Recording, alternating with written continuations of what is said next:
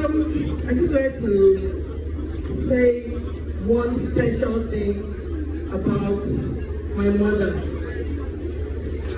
When I started the acting industry, my mom fought me tooth and nail. She cut my hair 3 times. She would give me help. But later, when I had joined the industry fully, my mother started liking it. But one thing I wanted to say was that the fact that, despite the fact that it wasn't like my mom had one-on-one with my colleagues, she knew all of them by name. And she would tell me, Foluke, don't put your number like the background. Don't put your number like Baja. Don't put your number like my mom would just call them out of the blues and say, I'm Foluke Daramola's mom. Protect that drop for me. That was how she was. There was a time she was like, you have to get me Mariah's number. You have to get me Mariah's number. Who could love who could like lady, who could like lady. Eventually, I called Mariah and she said, she started praying for her. To buttress what my brother said, she always likes to bring people together.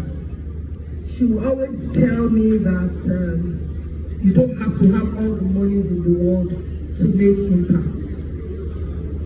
When I started doing my veterans project, my mom was the one that first supported me. There was a time I got stuck, and I said, I need to go there. She said, don't worry, my friend. I said, I'm only learning. Don't worry, my mom. I started love stacking new notes.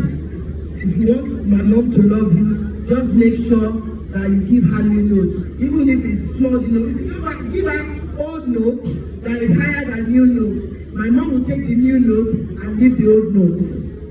So she just went to she had to pay that she started money, and she cost about 250,000 in crisp.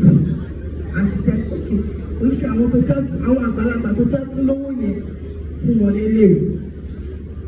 that's my mother for you. And that was all that was with her. I shared an experience of when I made my first millions, and my mom told me you can't get a car, and I kept the money with her. Lo and behold, my mother woke up one day and took my money to church, for a church building, so that her daughter would not die. I was so furious. But at the end of the day, I just see someone that is passionate about God, that loves God unconditionally, even in pain, my mom is still praise God.